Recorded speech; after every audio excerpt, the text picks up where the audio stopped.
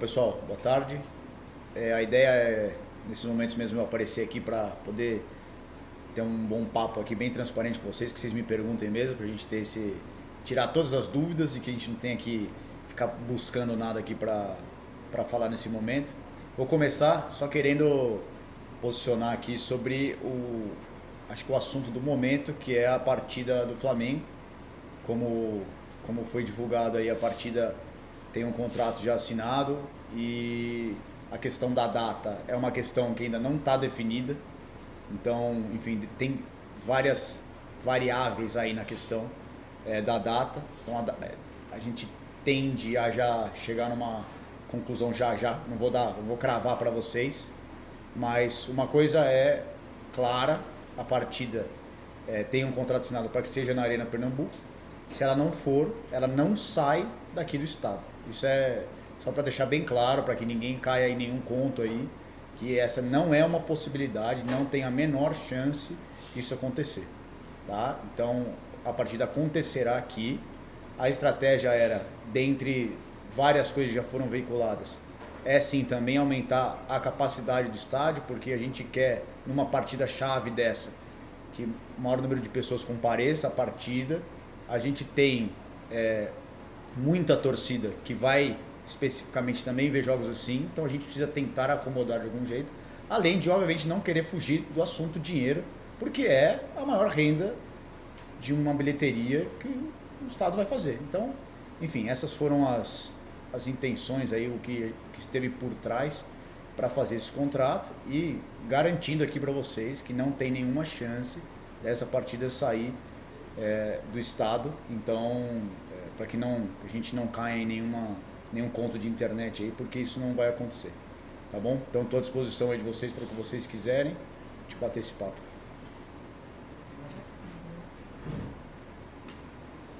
Henrico, boa tarde. Ontem eu recebi a informação que os salários do departamento do futebol, né, do elenco, ainda não tinham sido pagos.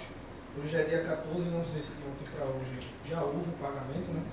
E também surgiu a informação de que o FGTS do clube não estaria sendo pago desde julho, né? Você, como é o cara responsável pela questão financeira, acho importante esclarecer se procede, se não procede, até para tranquilizar a torcida, que a gente está vendo muita informação distorcida de muitos assuntos, né? Então, acho que é importante o clube esclarecer em que pé está toda essa questão financeira em relação aos pagamentos.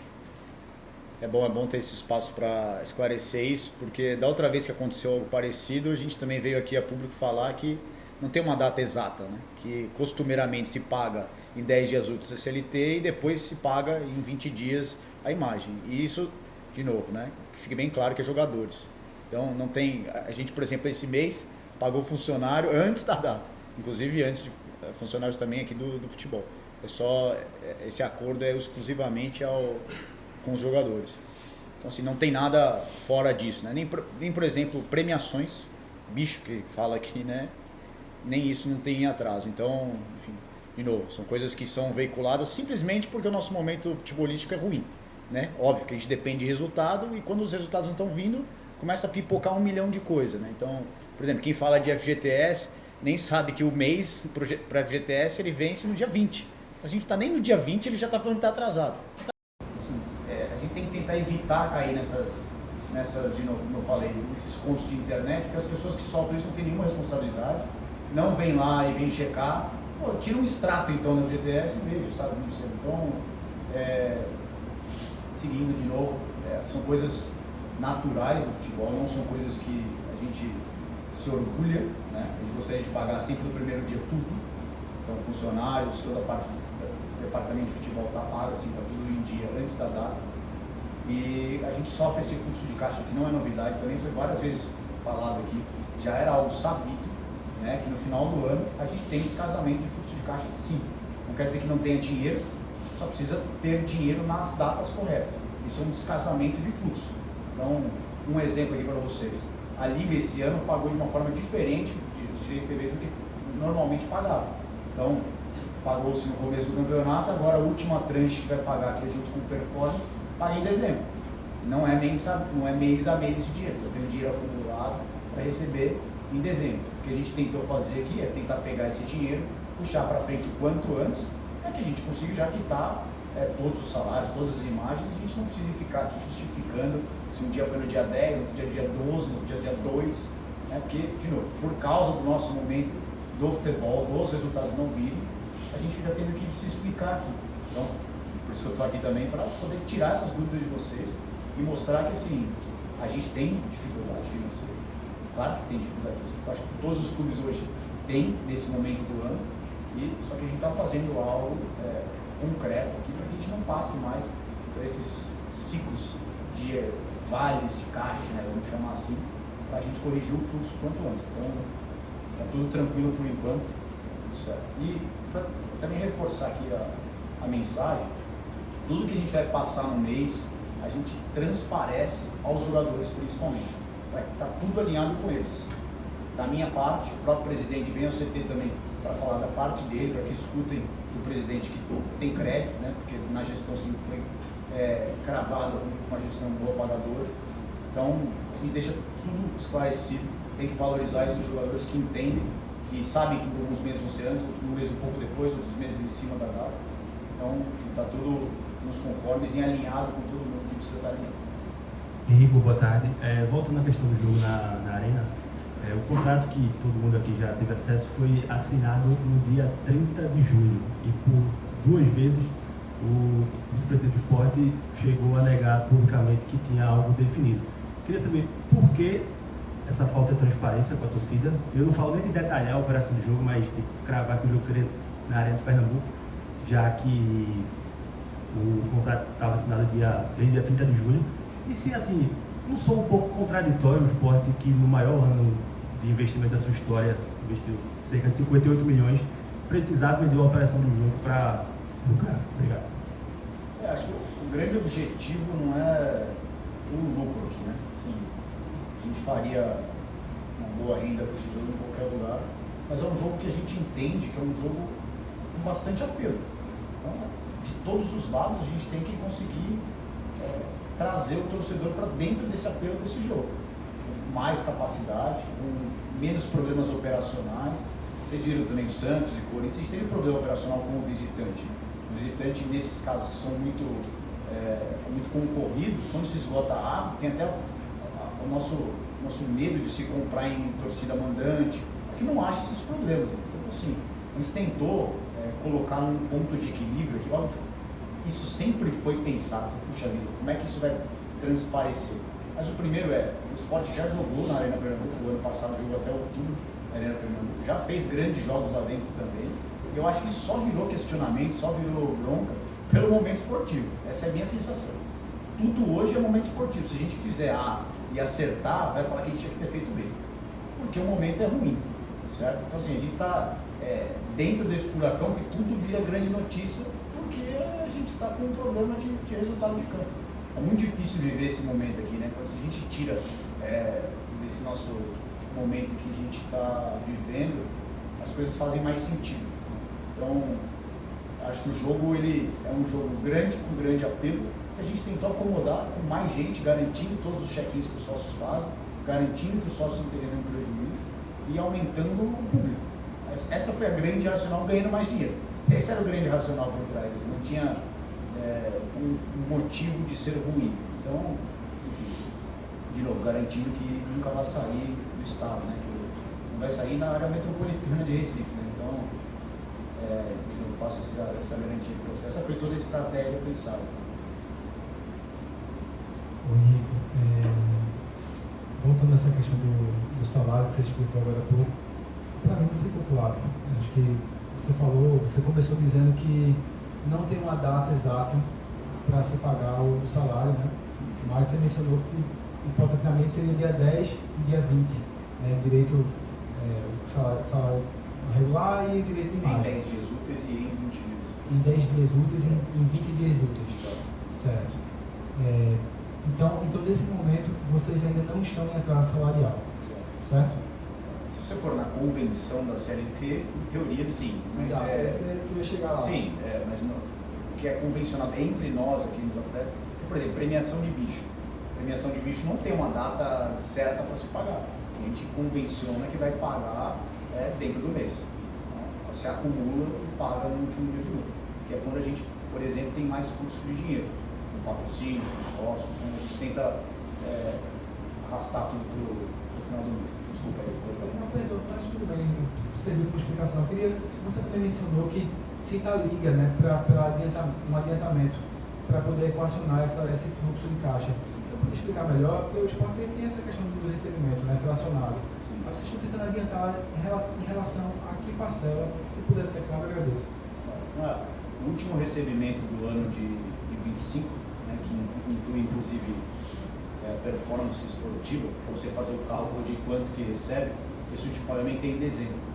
Então, nesses últimos meses agora, agosto, setembro, outubro, novembro, a gente não tem nenhuma entrada de dinheiro da liga. E ela se acumula para no final do mês fazer. O que a gente estava tentando fazer era uma operação que faz muito tempo que a gente está tentando fazer, porque a gente sabia do vale de caixa desse período, não especificamente outubro e novembro, assim, entre esses dois períodos. A gente já sabia que isso ia acontecer. Por quê? Vou até fazer um parênteses. Por que a gente sabia que ia acontecer? Porque as premiações não foram batidas. Copa do Brasil, por exemplo, e Copa do Nordeste já são duas premiações super duras. Que o resultado de campo não veio. Isso tem que falar, assim, é um dos motivos da gente viver um vale de caixa agora. E a performance, de novo, vou bater nesse ponto aí. Nossa performance de campo estando muito ruim, ela impacta em sócio, ela impacta em bilheteria, ela impacta em várias outras coisas que nos dariam essa gordura do fluxo de caixa. Não quer dizer que falta dinheiro, falta acertar o fluxo. No final do ano vai ter muito dinheiro para as necessidades e agora tem quase pouco dinheiro para as necessidades do período. Então, é essa correção. Quando você faz uma tentativa de puxar o dinheiro de dezembro para tentar equalizar o fluxo de caixa. Isso está sendo pensado desde abril, tocado mais pela diretoria estatutária, do próprio presidente. E a gente teve uma confiança que isso daria certo, que hoje não foi honrada conosco. Né? Essa foi a verdade. Então, a gente estaria fazendo essa operação e não teria nenhum tipo de suspiro em relação a isso. Mas ela não aconteceu, então agora a gente está buscando outras formas disso se equalizar, para que isso não vire uma bola de neve, entendeu? Então, mas está tudo, isso não é um problema. O que é convencionado aqui é diferente do que a gente deveria fazer por obrigações trabalhistas. Henrique, boa tarde. Saindo um pouquinho da parte financeira para falar do planejamento, ao contrário da montagem do elenco no início do ano, vários dos jogadores que foram trazidos nessa última janela conseguiram performar, conseguiram ter lugar cativo no time. E obviamente que a torcida, embora ainda acredite, já pensa também na próxima temporada. E claro, todo planejamento deve ser curto, médio e longo prazo. Em especial, dos jogadores que foram trazidos, o goleiro Gabriel e o atacante Eric Lacerda são os que a torcida mais se ressente quando sabe que são contratos por empréstimos que encerram ao final dessa temporada. Óbvio que seria leviano a gente falar de uma renovação ou de algum acerto, alguma coisa agora. Mas de que forma vocês estão tratando os jogadores, esses que estão performando, que estão entregando resultado, e principalmente esses dois, se já há uma conversa, um indicativo, como eles estão sendo avaliados internamente? Óbvio que há o planejamento do ano que vem, sem dúvida nenhuma. Né? A gente não precisa ficar só focado em não cair e não pensar em 26. Então a gente consegue fazer 2, 3 funções aqui, é nossa obrigação inclusive. E a montagem do elenco, ela tem que nos garantir aqui um mínimo, vamos dizer assim, né? Então a gente tem que entrar 26 em qualquer cenário que seja, um mínimo, que a gente entende que é um elenco competitivo. De novo, a gente tem que voltar a essa palavra que você bem frisou aqui, que é a competitividade do nosso elenco. Então, o resultado não está vindo, mas todo mundo viu que mudou o nível de competitividade. Então nós fomos lá na Arena MRV, fizemos um jogo em teoria ruim, mas mesmo assim são 17 ou 18 finalizações, mais que o Atlético, mais expectativa de gol que o Atlético, então a gente conseguiu devolver essa competitividade. O que a gente tem que garantir em 26 é que isso aconteça. Eu me lembro bem que eu fiz a apresentação do Gabriel aqui e a torcida estava reclamando, por exemplo, que deu a 1 para ele do Magrão. E hoje ele performou, ele viu que ele talvez seja até merecedor, vamos falar dessa idolatria momentânea que ele tenha, pelo que ele entregou dentro de campo. Então ele é um cara que tem que ficar no radar, mas se der errado com o Gabriel, a gente tem que tem que ter certeza absoluta que novos Gabriéis virão, ou gente que performe nessa mesma intensidade que a gente trouxe. O Derek estava no Cuiabá há muito tempo, né? Então, e ninguém viu que ele, poxa, será que ele tem capacidade de jogar uma Série A e performar?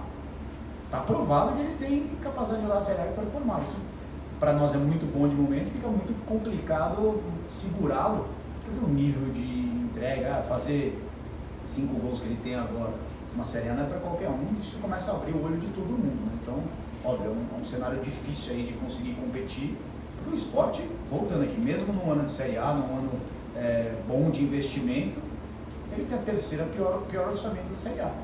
É difícil a competitividade, né?